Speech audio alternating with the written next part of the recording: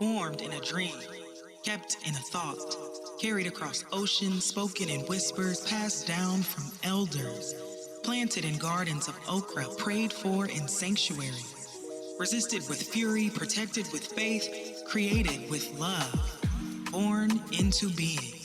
From root to bone, you are here. This podcast talks about colonial, racial, and gender-based violence. Please listen at your own pace and capacity. And remember to do what you need to do to care for yourself if you feel activated by this content. Should you need resources, please check out our section on resources at decolonizingtherapy.com. Be well. Greetings, my good people. This is Dr. Jenn, and it is such an honor to be here with you today for another episode with another amazing guest from Root to Bone with Dr. Jenn. So allow me to say, when I first grabbed a copy of Grieving While Black, the first thing I felt was a sense of relief. I felt a sense of connect and permission, even though, as a psychologist, as somebody who's trained to be a psychologist and to be with big emotions, the sense is I should be allowed and always with my own grief, right? But au contraire, mon frere, that's usually not the case. Many of us that are helping professionals are really good at avoiding our own stuff. So our guest, the Breeshia Wade, has come onto the scene, and with, I think it's like 180 pages, 200 pages, this book is potent, full of life, full of connectivity, and from elemental grief to talking about grief and oppression to anti-racism. I cannot wait until we get into it. So I'm going to start by reading a little bit of something that Breeshia has written that has really impacted me, and then share a little bit about what I brought to our altar for our space before we hear from Breeshia. I'm going to read like 2 or 3 small quotes because they just make my spirit feel good. Okay. All right. When people are afraid to see themselves, they are often afraid to see others. When people don't have the tools to sit with these truths or listen to others' lived experience, they lash out. I'm not done. Hold on. All right. Mockery, threats, base insults, bad faith arguments serve the same goal: to interrupt, distract from, and silence someone's voice because their voice has power. And one of the last ones that I really loved: I'm always struck by men who lament the audacity of modern women, nostalgically citing eras when women lacked choices as the epitome of fulfillment. Relationships are a constant negotiation. They require courage and resilience. To fear negotiation is to fear change. To fear change is ultimately to fear loss.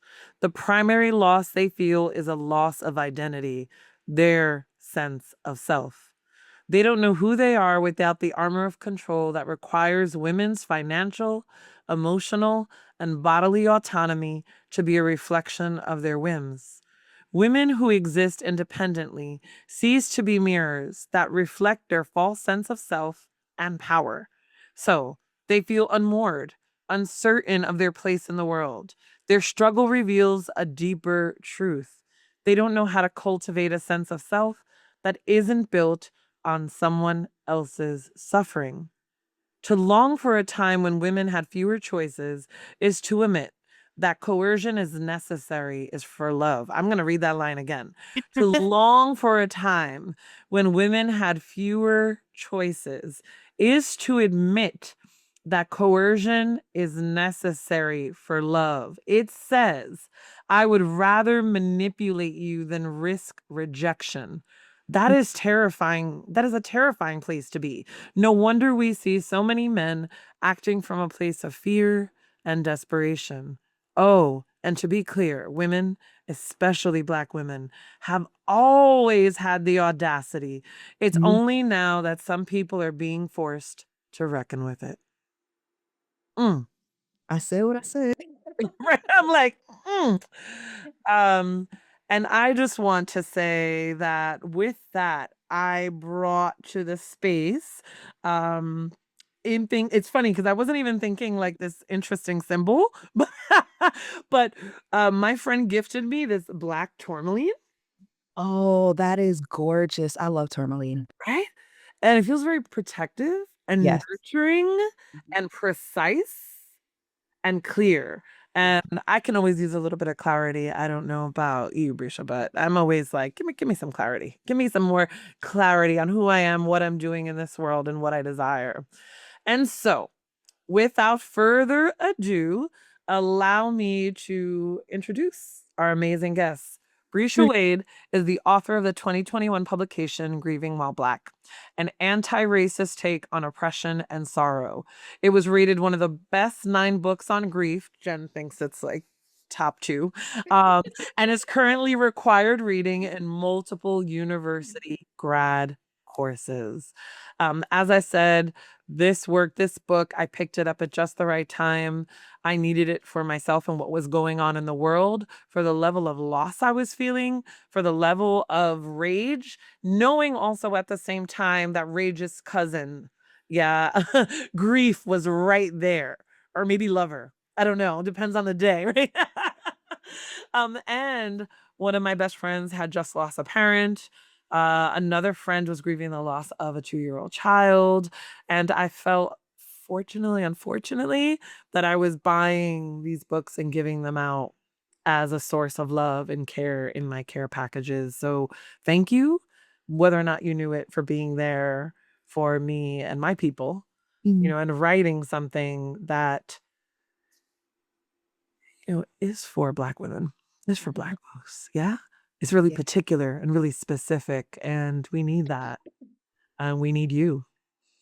So welcome and thank you for being here. Thank you. Truly. Thank you for inviting me. Thank you for the work that you do. And I'm just excited for this conversation. Yay. Yeah. Would you like to tell us what you brought to our space? Is there anything that you brought into our sacred space? Oh gosh, what did I bring into the space? Let me sit with that. I, of course, brought myself. Mm. um, a bit of grief and anxiety Mm. just around the holiday season and approaching the upcoming year and really being in this unique position where I am aiming to maintain awareness while also acknowledging that the amount of suffering that people are experiencing and that we may experience next year Yeah. can make it challenging to be consistently aware on a moment by moment basis, while also not allowing other people's fears and anxieties um, Mm. to drive me, Ooh. to allow those emotions to inform how I'm showing up today, um, how I choose to show up next year, and just moving forward. So that's where I am. Thank you. Thank you for bringing that into the space. How did it land to hear what I read that you've written? I think as a writer, even when I think about having written that book, it initially was intended to be a love letter to myself. Mm. When I felt that the world wasn't capable of reflecting back to me what I needed as a Black woman amidst my grief and my suffering. And in releasing that into the world, it gave other people were able to see themselves in it and then were able to reflect me back to me, Oh, so that I could feel in a solid relationship with them myself and to also feel like I'm building community even outside of the community that I was aware of. And I think I felt the same when you read that post. It was something that I needed to say for myself, to remind myself to have those words out into the world and then to hear that reflected back to me from another person who also felt that it aligned is very meaningful and it adds to a sense of just feeling seen and connected. So Yeah. thank you. Yeah. No, thank you. And so I have to ask, Risha, why grief?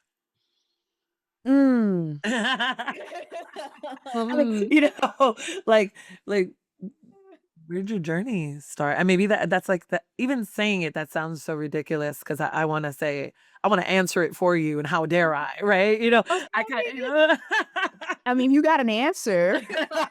we've always been grieving, right? Like it's kind of that energy, like that old Yeah, ancestral, but yeah, why yeah. grief? Mm, Exactly what you said. It's not something that um happened to me. I think it was more of an awakening. It's something that's always has been, and always will be. It is the one constant. mhm, And um, for me, that awareness really came from my Buddhist practice, where, you know, in Zen Buddhism, we have something called the Four Noble Truths. And the Four Noble Truths are really the underpinning of everything else that we believe in and practice. And it mostly revolves around suffering. mm. And I believe it is the third noble truth. Ooh, I should know this, but don't spoil my teacher. Okay. Third or fourth noble truth. I don't even know why I'm out here quoting exact numbers. I just, ooh, excuse me, put myself on blast. But one of the noble truths, it's about the reality of impermanence and how we are born into impermanence. And during this particular time when I wrote the book, I was experiencing a lot of grief as a result of impermanence. I just moved to another city. I was struggling financially and in terms of my career. Yeah, so I felt a challenge to really stay in line with my calling while also being able to support myself and my family. Yeah. And it felt like having integrity as a Black woman was in contrary to surviving. Mm, So I really found myself trapped in this grief and being amidst so much impermanence where I felt like so much of the facade of, what it means to build a life and to be happy and to have things had been stripped away, really left me with the reality of what is, of what I've been carrying and what has been amplified because of my social location. But even so, even if I were to remove that, just the recognition of this experience of loss isn't going anywhere. This is how it's manifesting right now. And this is how I'm experiencing it right now. And how do I move through it, especially when the sense of loss feels so all encompassing? mm, Because as a Black woman, it can feel so isolating to just be surrounded by the weight of that grief. Not just my grief, but the grief that we are expected to carry for other people. The the darkness or the parts of themselves that we are expected to hide from them, the parts of mm, themselves that they don't want to see. Helping people feel like they are good people so that they don't have to be reminded of how they're implicated in harmful systems that they may consciously be aware of and consciously want to end, but cannot deny their participation in it and their how they benefit from it, or who subconsciously are okay with continuing to receive those benefits and don't want to be reminded of my pain and my suffering, um, mm, that just is a result of their comfort and their privilege. So this constant navigation and feeling like I have had to just weave through so much in order to maintain basic connections. mm, Um, in that sense of isolation, when I felt that I was intent upon standing in my sense of integrity, which means choosing to not be in relationships where I have to protect people from themselves for my own safety, quite frankly, because frequently when you show white people or men parts of themselves that they aren't prepared to see, the consequence is anger. yeah. I mean, you take anger and power when they are given power because of their social location, and that leads to trauma and potential harm and danger to me. So choosing to extract myself from those situations, choosing to say no to working in environments where I felt like it violated my spiritual integrity, and to just be left with nothing, and to recognize, like, this is what our society and the world has built for Black women, to be left with nothing if we don't do X, Y, and Z, and how do I build something out of nothing when I am drowning in this grief? So Yes. Oh, that was it. That's it. that's so much. And then I imagine that, there are folks out there listening to this. There are Black women listening to this. There are people that are deeply trying to love on Black women that are listening to this. And I wonder, from your perspective and having clearly embodied it, written it, talked Mm, about it, because I know that in writing my book, I was going through emotions as yeah. well, right? Yeah. Things that I already knew, Yeah. right? That reading it again or writing it again and knowing that it was going to be on paper, that it felt so deeply scary Yeah. and violating, and also like, oh, this is going into the world and I feel this grief and rage to feel this.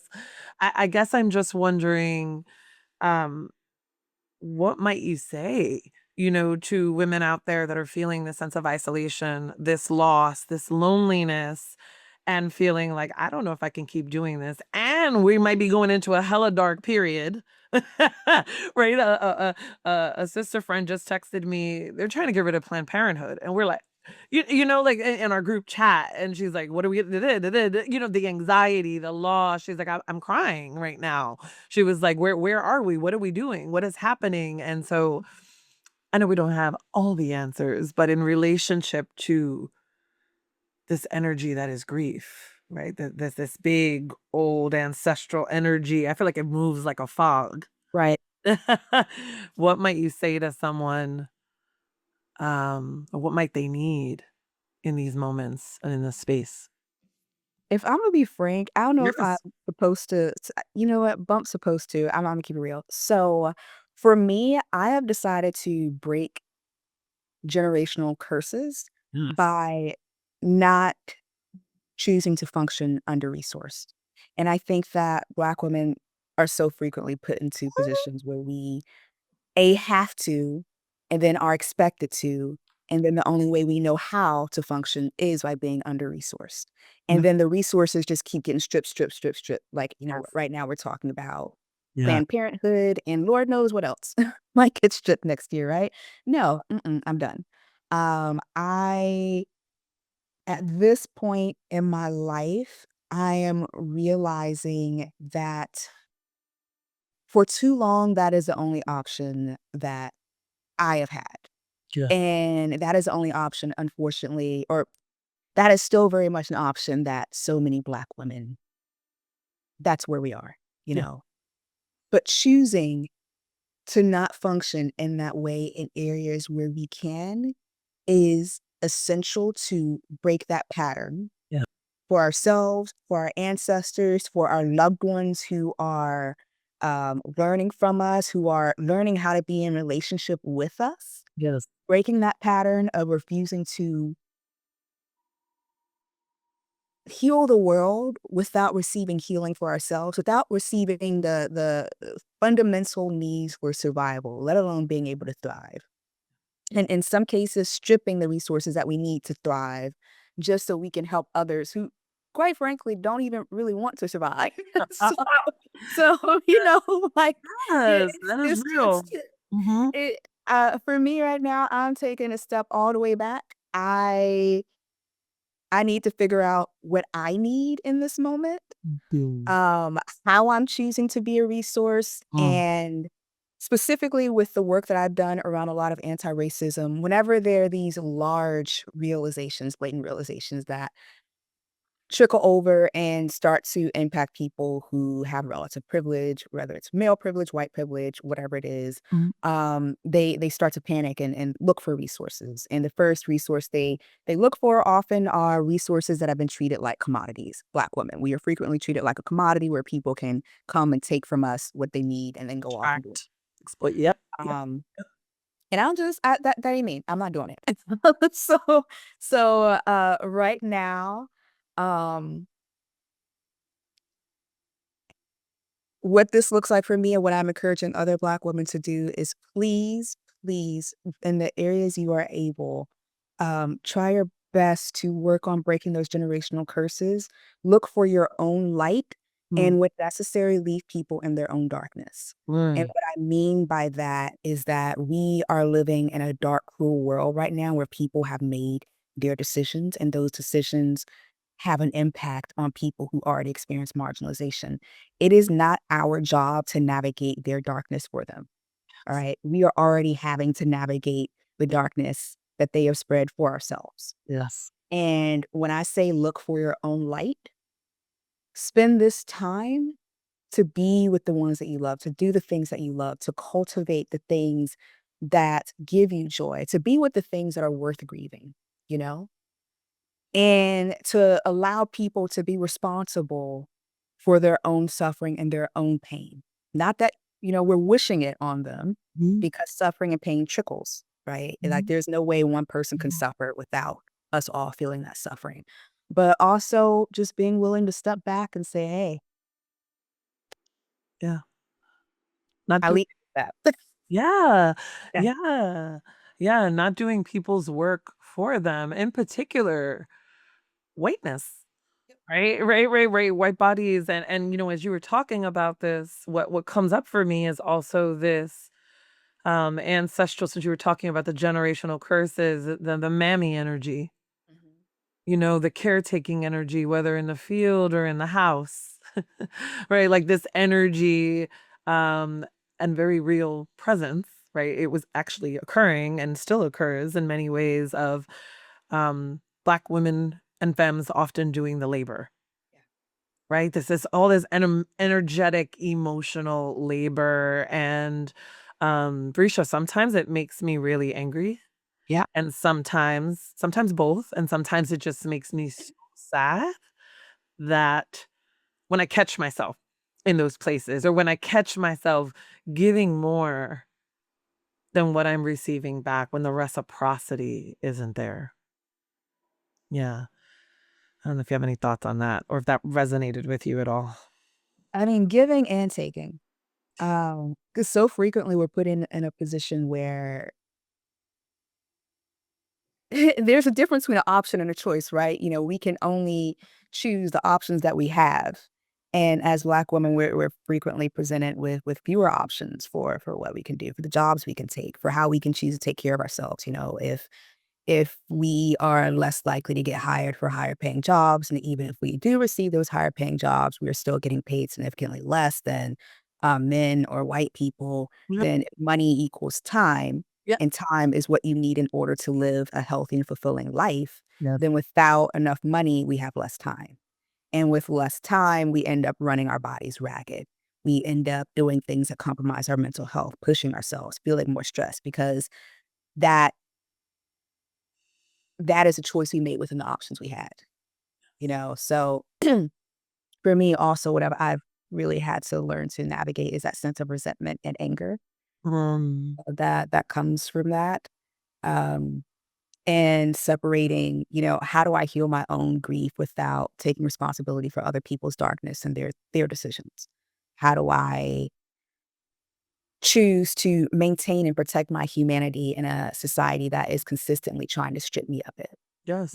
Even in our own communities, Yes. how do I do that? And How it's how do you do that? I mean, for me this year, it really is, it really is, breaking that generational curse. Mhm. That is where I am Yeah. for the present time. And it is I don't know, Yes, it's a daily battle. it Yeah. is, isn't it? Yeah. Um, and it's totally your call, but I feel pulled to ask you, because I feel like so many of us have these intertwining understandings of like generational curses and what that looks like in our lineages, within our families, maternal, paternal. I'm wondering if you're comfortable sharing maybe a little small part of what that is or looks like for you in your lineage, and maybe any actions you've done to start to pull it apart and uproot it. Mm.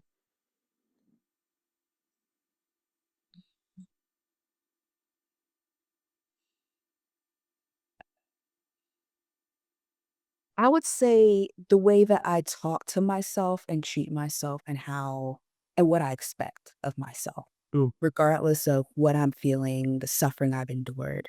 Mhm. Um, I've treated myself in the past like an object or a machine.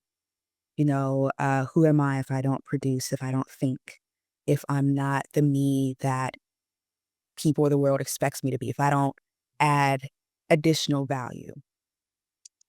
And I remember taking a shower one day and a family member close to me, um, we've had our differences, Mhm. some very significant differences where they have not been given the space or the privilege to move through generational trauma and to heal the way that I have. And there's a lot of resentment for me in the way that I talk about this person in my head Mhm. and even to them. Mhm. And it hit me when I was in the shower that the way that I think about and talk to this person is in line with all the messages that they've heard their entire lives, Mhm. like their entire life. Sorry. They have heard this. Our ancestors have heard this. They hear it. And for me, I was really getting to the point where I was able to heal myself and the way that I talk to myself. And I made a conscious decision in that moment to refuse to talk about that person or to that person in my head or to them Mm. or think about them in the way that I thought about them moving forward. Because in healing my relationship with myself and in healing my relationship with them, I healed all past generations that didn't have that privilege, and I was making a decision to heal future generations. I was making a decision to help heal that person in that moment by how I chose to think about Mm. and speak to them. Does that make sense? Yes. Yes. And my ability to do that, quite frankly, came from my wife, because I was given the gift and the privilege to be in a relationship with someone who could love and heal me to the degree that I could pass on that love and healing to other people. So Mm. for me, when I think about Black love, first of all, I think about Black love in terms of Black women. It is what it is. Love it. I love And it. I don't feel bad about it. Like we are the epitome of Black love. We birth community, we raise community. There would be no community without Black women. Oh. In any situation in which a Black woman feels loved and protected and respected, Mhm. automatically benefits our community, period. Yes. Say that. So for me, Black love is any situation in which a Black woman's love and well-being is being cultivated. And that does not necessarily have to come from a relationship with two Black people. As long as a Black woman is receiving the love, quite frankly, we raising Black children, Mm. we starting the movements, it's good. like the love is going to get spread. Yes. So for me, my wife, she is a white Jewish woman, and the way that woman loves me Mm. heals me and Mm. has healed past and will heal future generations. Say it. All right. And when I was standing in the shower thinking about this loved one and the trauma that I was perpetuating, the amount of gratitude I felt for being able to not only feel that healing, but transmit it because someone was willing and able to do that for me Yes. felt profound. Mm. And I'm over here gushing over my wife. I know that's not what we were talking about, I but love it. No, this is love yeah. and grief and all of it. I think these are one of the ways that that we survive. Yeah. Yeah. Please go on. Keep on gushing. So, you know what? For me, for Black women, I say find love and appreciation wherever you can Ooh. find it. If it heals you, know that that healing doesn't just stop with you. Mm. And it's not just what you are willingly contributing to the world. I talk about Black women and how we're often treated like a commodity. It's also what the world non-consensually takes, right? The world takes what it can't have. Mm. The world takes what it wishes it could be. Mm. And we embody so much of what the world needs and wishes it could be. Like what power must exist for us to maintain this light, this strength, this love, Wow. this this commitment to healing and to maintaining our own peace? Like what power must exist to be able to do that in a world that is constantly trying to overpower and overcome the Mm. spirit? Whew. Yeah. Yes. I just want to take a moment, right? I think I'm going to invite our listeners, our viewers, to take a moment as well and kind of relish in everything that's been said so far. I feel like so often we hear things that deeply impact us and move us, and we're like, okay, on to the next thing. And I just want to slow down into the grief of it, Mhm. as well as the like, oh yeah, for anyone out there is like, I want to be loved like that.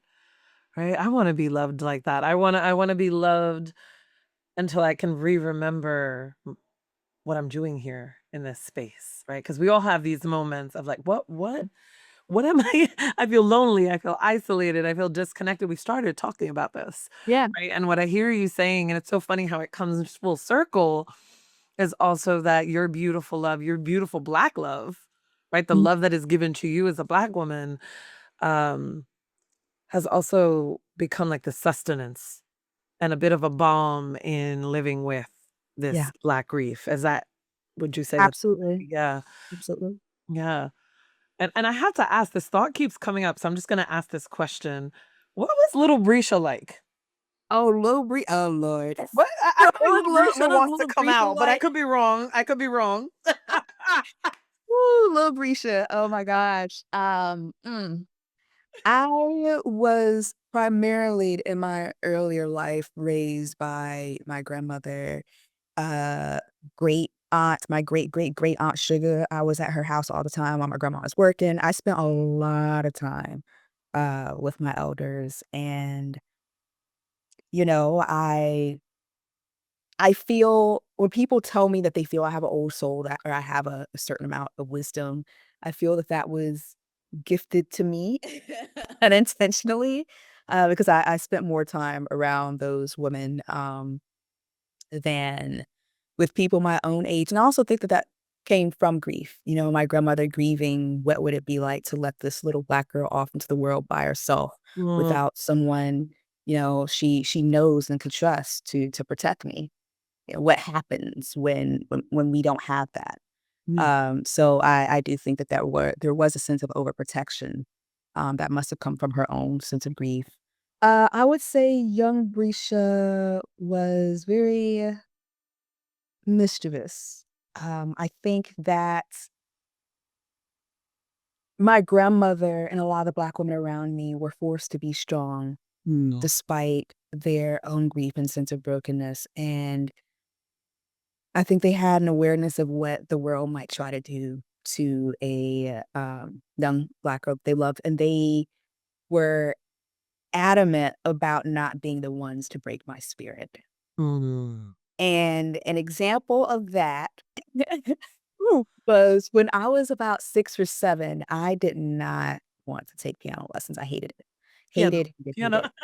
hated. My piano teacher would come to grab me from class during lunch break or whatever. I'd hide under the table. I would cry, and nobody was listening to me. And nobody cared about how I felt. So I was like, you know what? You're not gonna listen to me, but I'm gonna listen. You're not gonna listen to me, but I'm gonna make you listen.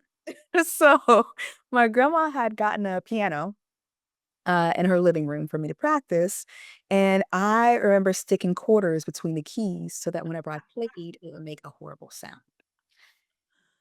There are a lot of ways an adult could have dealt with that. I could have got my ass beaten, but I didn't. I didn't. I think Win my is a grandmother win. A win is a win. a win is a win. A win is a win. The win is a little complicated because I look back and I'm like, I wish that someone would have made me stick to it. But I'm looking at the overall lesson, and I think that my grandmother respected my agency and my ingenuity, and she didn't want to break that. What Mm, do they say? The squeaky wheel gets the grease. I think my grandma wanted me to squeak, you Well, know? I mhm, think she felt 'cause I got in trouble for a lot less than that. You know, I definitely got in trouble for a lot less than that, but I think that in that moment, she saw, okay, she really doesn't want to do this, mm, and she wanted and needed to be heard. mm, No one heard her, mm, so she went out her way to make sure that we literally heard her when she played. When I played, it made an awful sound. Awful. So I would say that that pretty much described my personality when I was younger, and I appreciate being given the leeway to make noise when I didn't feel like my voice was being heard. mm. That's pretty metaphorically deep and beautiful. And it's really brilliant to put quarters in between like, it's I mean, it it's worked.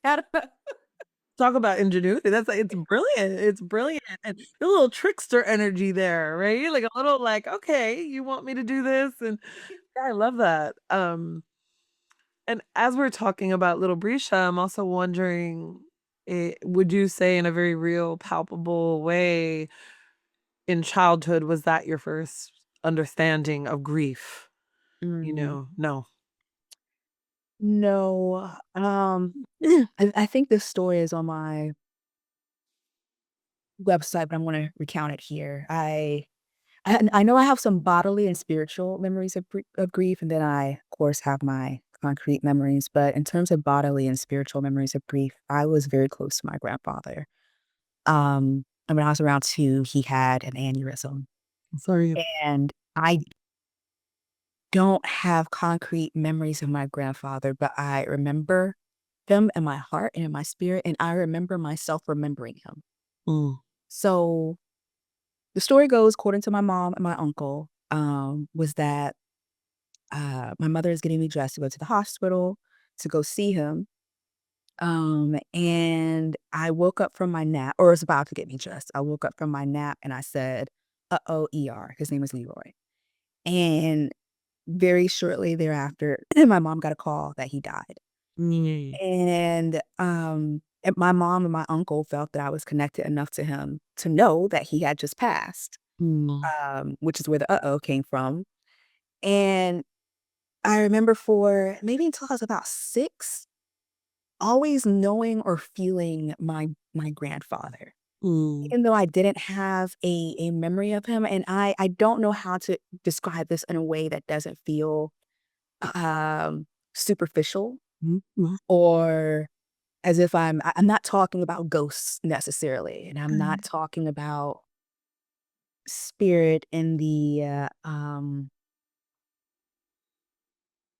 way that it's portrayed in the media. mm, It was a child genuinely knowing mm, that I was had and that he was there, genuinely. I remember going into the back room of my grandma's house, and there was a chair, with a teddy bear there that I would go sit in, and mm, I would feel my grandfather in that chair. It wasn't like it was even his favorite chair or anything. It was just a chair, and I felt his presence in that chair. Um, and I used to have dreams about him. I used to have the same 3 dreams until I was about 7 or 8. And one of them included sitting in this room. It was all white. It didn't have a beginning, it didn't have an end, and it was very, very bright. Like, bright to the degree that I couldn't look up or see anything without hurting my eyes aside from the little rocking horse that I was on. And I would just sit in this rocking horse or on this rocking horse in this dream, and I knew that the room that I was in was my grandfather. Whatever it was, I couldn't see or perceive anything, but I knew that that's where I was. Um, so I would say that's my first spiritual and mental and emotional or physical and emotional sensation of grief. Physically was when I lost my first dog. And mm, I still cry once a year, over this. Um, yeah, as a German Shepherd puppy mm, when I was about 7, I think. South Carolina heat, killed him. took him out. And I remember, like, I remember the pain of that moment so deeply. I remember going into my mother's old bedroom in my grandma's house and just laying in her bed and sobbing myself to sleep. And Mm. now that I'm talking about it, I also think that this was my first memory of recognizing how uncomfortable the experience of grief is for most people. Mm. My dog had just died that day, and there's a family friend, mm, fa family there's a family that was very much a friend of my family. It's a white family that worked with my grandmother, and when my grandfather died, they promised to help take care of me. When I say they stood by that, they stood by that. Mhm. And when they found out that I'd lost a dog, they literally went and bought another German Shepherd that day and came with the German Shepherd. So because the idea of my grief was so overwhelming that they couldn't sit with it. Yeah. And then at an Give early you age. space or give you space to sit with. Exactly. Yeah. And at an early age, I learned to not sit with it, you Mm. know? So Mhm. they brought that German Shepherd over, and I never named the German Shepherd. I called her Girl. And I didn't know then why I didn't name. I felt so detached from the German Shepherd. There was just no connection there because I didn't have appropriate time to grieve. Wow. What a rapid lesson. Yeah. Yeah. Right? And also honoring the grief. And yeah, thank you for that story. I think of the fact that similarly and yet not similarly, so the first animal well, we had lots of birds, but maybe I didn't feel like an attachment to the birds. Yeah. But growing up, we had a dog. I begged for a particular dog. Her name was Lady. She was a Cocker Spaniel. Aw. Her from 6th grade to let me see, 6th grade until 20 something years old when I was headed to California for grad school. And right before I left to grad school, she um, had to be put down because she couldn't walk anymore. And she was a bit older. And I was really angry with my family that it had to be me. I'm really highly sensitive, particularly when it comes to animals and their grief and their pain. Um, and since then, I haven't had a dog, and I'm a dog person and an animal person, and so now my cat has come in my life, and she's 15, and people are like, usually people are dog people or cat people, and I'm like, no, no, I I need I need space. Yeah. When I really love someone or something, I need some space to like just grieve them and be with it and love them and go through my own stages of grief and anger. Yeah. Yeah, so thank you for saying that because I think sometimes we forget the sentient beings, the animals around us, and even items, apartments, houses, spaces, right? Sometimes jobs, friendships. There's all these places and spaces in which we grieve, and I often think that when I let myself really feel my grief, that grief from the women before me is also coming up around this topic or person or situation because it feels older than me. Right. Is that odd? No, I Mm. think that that is a sign of deep awareness. It is Mm. older than us, and grief has always been bigger than us. And when I think about our ancestral grief, I don't just think about ancestral grief in terms of um, Blackness or Black Americans and what we've experienced. I look at it in the context of the whole of time. Fun. So I know you follow my work, and when we have our conversations or the way I talk about grief, so I know that you're familiar with the way that I talk about grief in terms of fear of loss, and not just past concrete or even present loss, but the awareness of the things that we're afraid of losing and how that awareness is what ends up perpetuating trauma. It Mm. is the source of what's caused generational trauma to begin with. And when I think about ancestral grief, I'm also thinking about the ancestors that a lot of white Americans want to forget and their grief, what grief existed for them to want to be willing to cause and perpetuate such extensive suffering to another group of people? And how do they too need to come into relationship and form some form of reconciliation with their own ancestors and their own past so that they too can find a sense of healing and do not end up moving forward that generational curse where they too are perpetuating suffering, Yeah. not just for us, but for themselves. And when I think of fear of loss, I think as Black women, as people who have lost so much and realize that we have so little yet so much to still lose. Yeah. It seems obvious to us, right? When you hear the term fear of loss, like, yeah, we're always experiencing something. That's why we start movements. Yeah. That's why we tell our sons, be careful what you do and who you date. Yeah. That's why we are learning to be more protective of our daughters. Mhm. Even inside of our own community, we are very aware of the stakes and what's at loss, Mm. and our awareness is the price that is paid for other people's ignorance, Mm. where other people get to be ignorant of what's at stake and what can be lost. Does that make sense so far? Yeah. Before I keep going, I wanna just keep Yeah, talking. no, I'm just, like, letting it all land and the potency of that, right? And there's a selfishness there. Yeah, Am I wrong? Like, it puts my hackles up around, um, the inability for whiteness as a whole energy to really hold its own grief and constantly trying to displace that or push that, consciously or not, yeah, onto Black bodies, Black emotions. absolutely. And madness. But, you started with that that quote. Mm. Nobody is exempt. And, this is also something within our own community. Yeah. This is also something that happens with Black men towards Black Yes. women Yes. consistently. We always see this. Earlier this year, I was targeted by a right-wing group who went around the country to create a DEI documentary. Ended up being a mockumentary. And the people they used to do that were two Black men, right? That was face of it.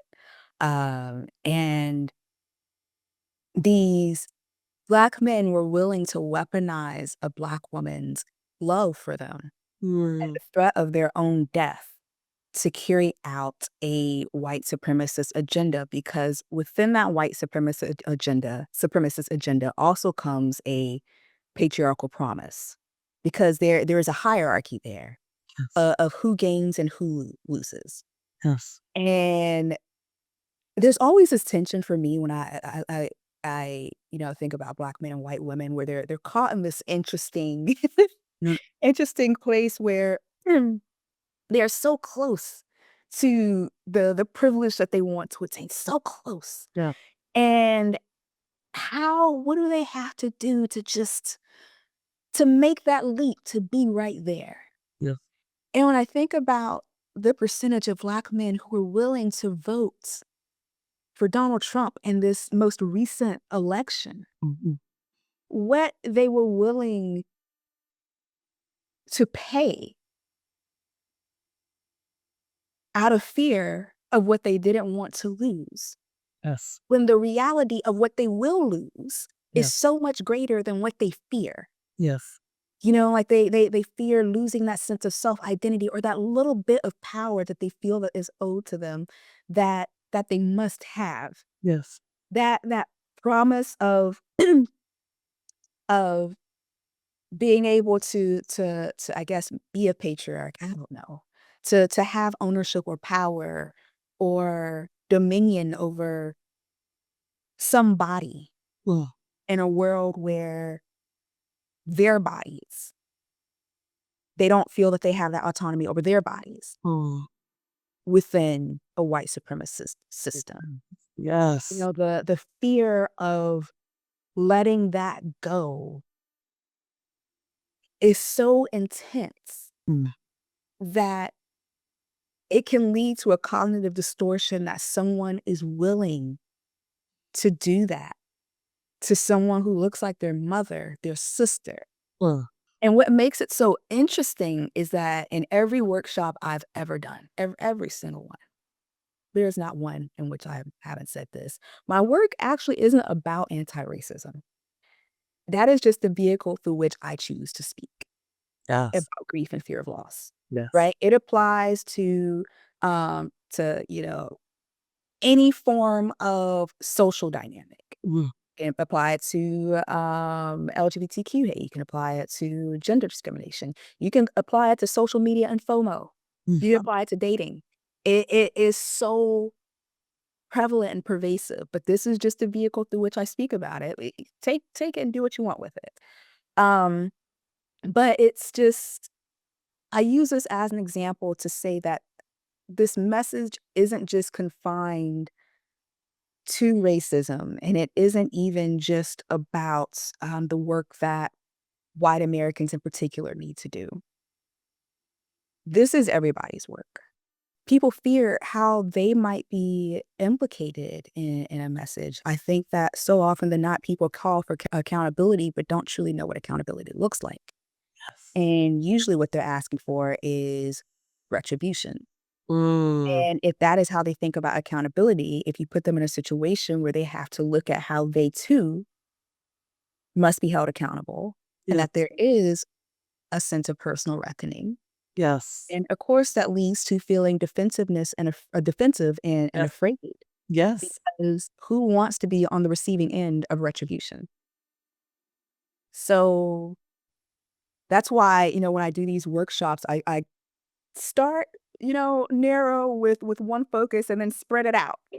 No, just like kind of try to ease all of us into it because this is so much bigger than what we have and are experiencing if we're talking about fear of loss. And this is so much bigger than racism or just one form of social injustice. This fear of loss permeates every moment of our being, every interaction we have. Yeah.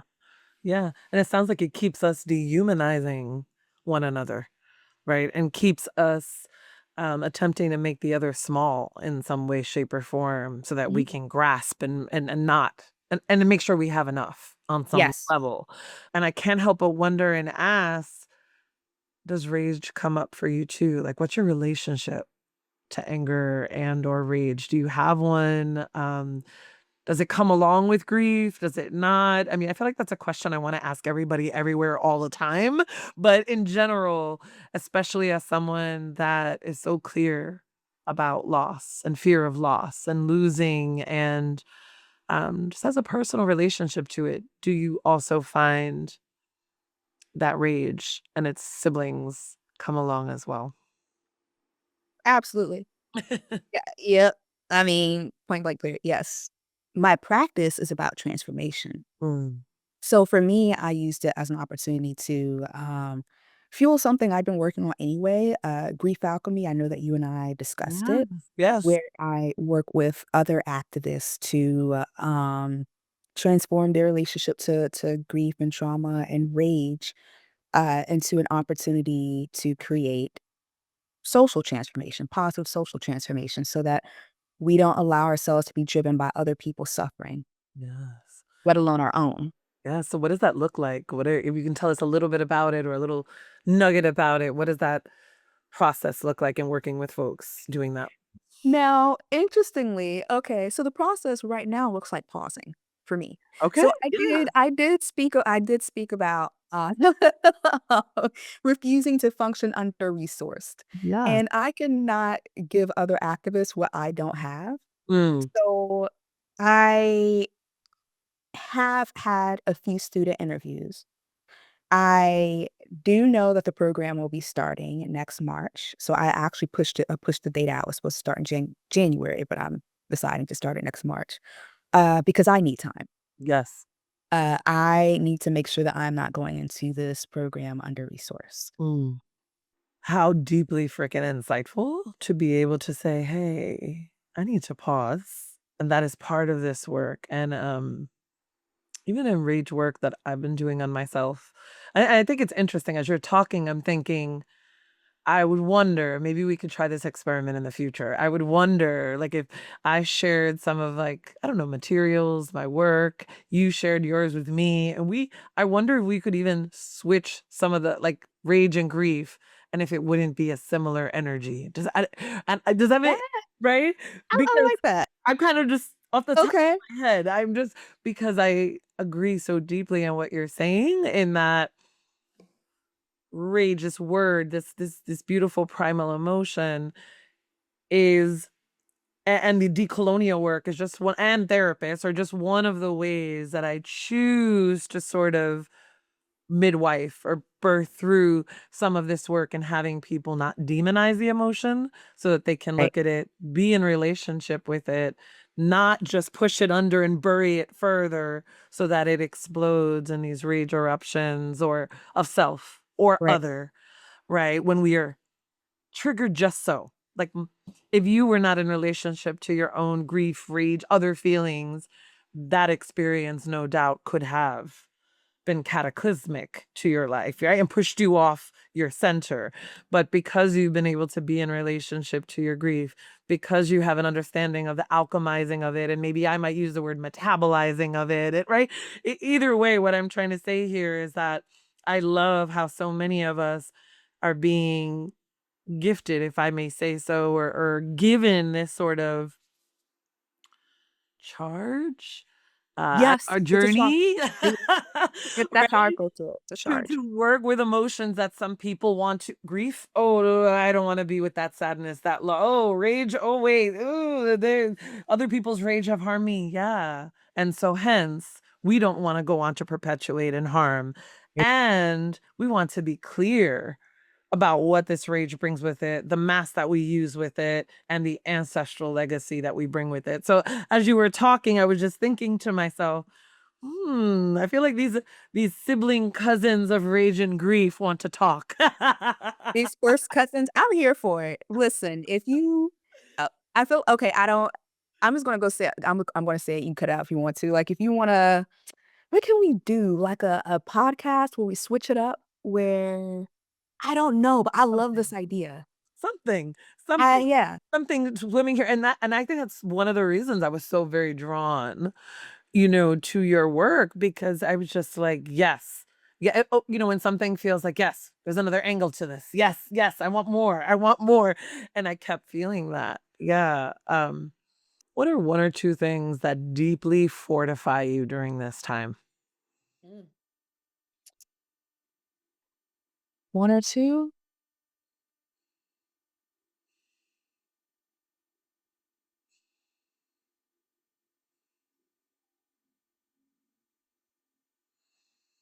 Silence. Mm.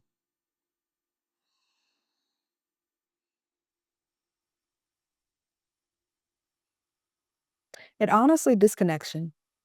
Mm. Oh, no, no, no, let me take that back. Okay. Not disconnection.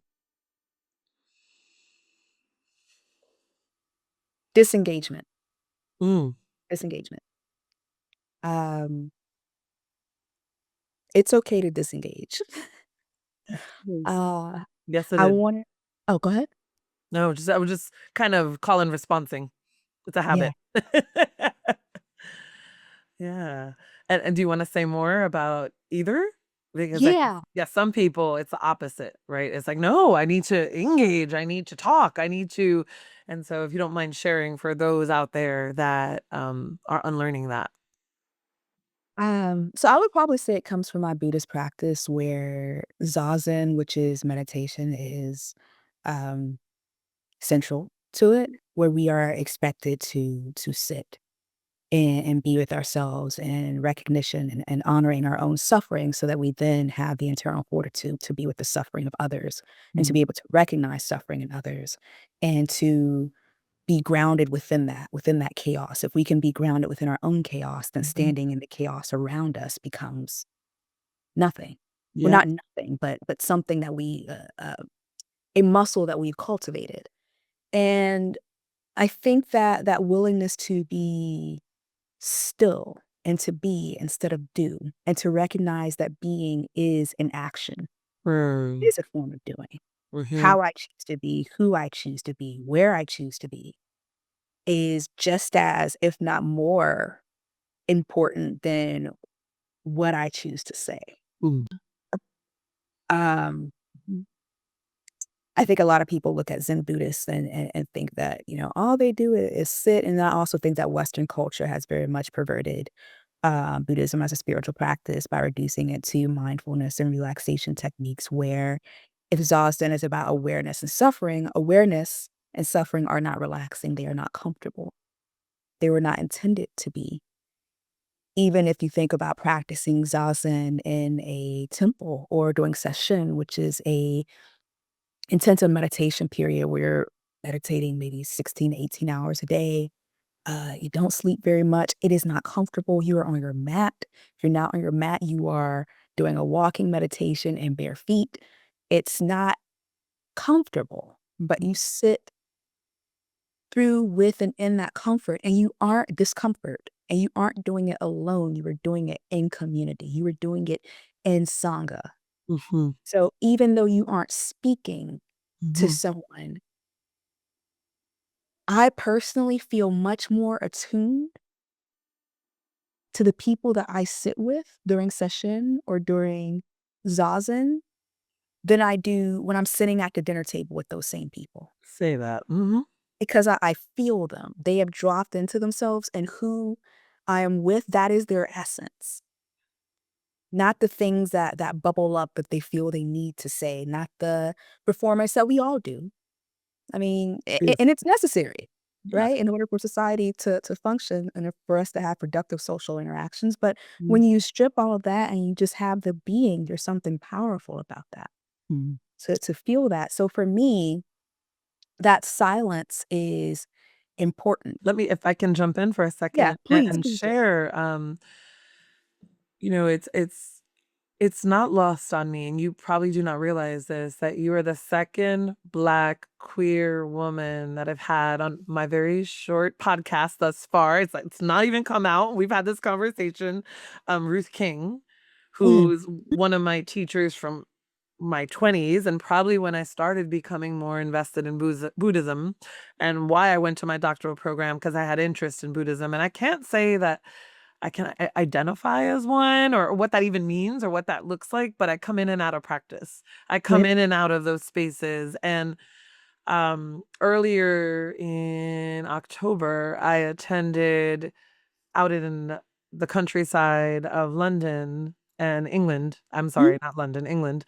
Lama Rod's yeah. retreat.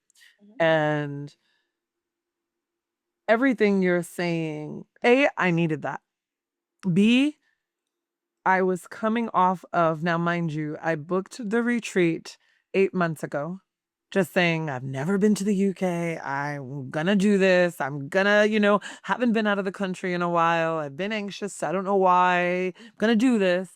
And then August, September, becoming pretty ill and hospitalized, Oh gosh. leaving a relationship soon after of 2, 3 years, and just like all this grieving and fear and kind of energy. And I get there on my little trip on trains, on how am I getting here?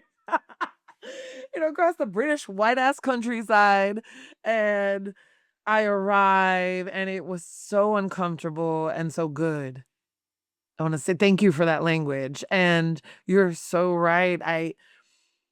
There's a particular person that I sat next to. They were from Germany on the mat. Um, Throughout the 5, 6 days, and by the end, I just felt like we barely spoke, but the level of connection and the Mm. level of feeling them, as well as I remember turning at one point, and I could feel the emotion bubbling up. I didn't know why. Wasn't my business. Um but I don't think I had ever experienced it in such a way in person, because usually when I had attended Sangha, I was like virtual. Right. But in person, there was something about being next to this individual. And by the end, we both just like, when we were able to talk, we didn't even use words.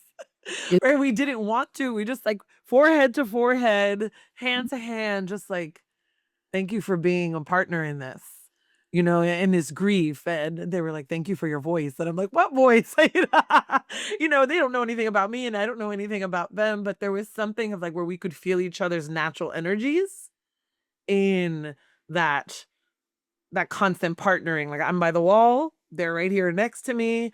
And so lately, with as much grief that I personally have been experiencing and anger, and sometimes it's commingled for me. And so usually when I'm in grief, I get very irritated and agitated. Yeah. Yeah. I can't sit with it very well. And unconsciously will start picking at the people closest to me. Yeah. Is that it? Oh, yeah. So, Yeah, no, I got you. yeah.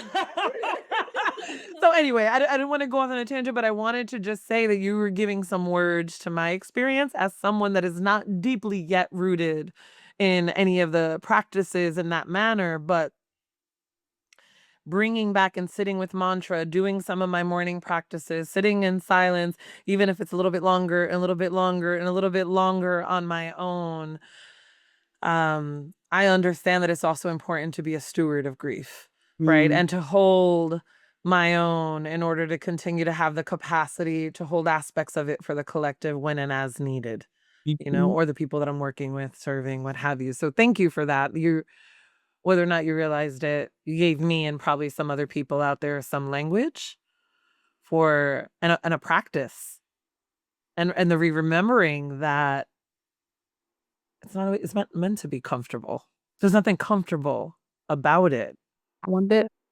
So thank you Not for at all. that. Thank you for that. Thank you for your practice. Yeah, thank Truly. you. Because sometimes, boy. Listen, I remember when I first started doing this in my 20s. I was an undergrad, and I don't even know why I was talking about this in class, but I was telling one of my teachers, like, I just started meditating, and I get up every morning, and I do it for 30 minutes. I'm like, damn, I gotta sit with myself again. It's you. It's you again, bitch. Like, Yes. and that's how it started, Yes. I didn't like myself. I did not want to be with myself, and the way that manifested in the world was just, ooh, I don't know. Yes. But yeah, it's a practice. Yeah. It is a practice. Thank you for that. So would you recommend people to sit with themselves, even if it's 5 or 10 minutes? Well, absolutely. Yeah. Absolutely. Yeah. If you can't be with yourself, it's very difficult to be with others in the way that they need you to be with them, Mm. which is why I encourage um, disengagement. Mm. That's not even the word. That's okay. Maybe that's the word right now. Yeah. Maybe that's what's available. I don't know. You know? Because in Buddhism, we talk about non-attachment. Mhm. And a lot of people conflate non-attachment with detachment. And they're two very different things, No, non-atta I've conflated them. That's true. Yeah, me Yeah. too. Yeah. And that's, Yeah. I'm like, and yeah. it Yeah. it took some practice and some years to recognize the difference, but you're right. Maybe disengagement is a term I have now, but that's not quite it. It's stepping back as a means of engagement Mm. because non-attachment is when you are so deeply present with something or someone that you don't feel the need to cling to it, knowing that clinging is the source of suffering. You are Mm. just there to be with another being. Mm. Detachment is the result of fear of loss when you are so afraid of that loss Yeah. that you close yourself off from it. So Yeah. you're there as a shell of yourself, but you aren't actually present or being. And when I think about disengagement, for the sake of actually being able to engage, that's the sentiment that I'm getting. But I don't, if anybody is listening and has a word for this, drop it in the comments or reach out to Dr. Jenn. Do what you got to do because I would like to know. Help me learn Yeah. because Yes, I don't have community. the word for it. Yes. For now, we will land with disengagement, and I don't know, I kinda like the rebelliousness of it or the "Ooh, what do you mean disengage?" I kind of am drawn sometimes to words or phrases that I don't know, might repel for a moment, I'm Mhm. always drawn to come back to it and say, I'm curious, what is that? What does that mean? What is that about? So, Breeshia, thank you. Thank you. From Root to Bone is a podcast from Decolonizing Therapy. It is hosted by me, Dr. Jenn Mullen. Our producer is Tribble at Ash Tribble Incorporated. Original music by Laura Burke and cover art by Madre Shell. Don't forget to find us on Instagram at Decolonizing Therapy and subscribe to our YouTube channel, Decolonizing Therapy, for the full video version of each episode. If you enjoyed this episode, please share it with your people and leave us a 5-star rating wherever you listen to podcasts. It helps people find us. For more info about Decolonizing Therapy, visit our website, www.decolonizingtherapy.com. Be well.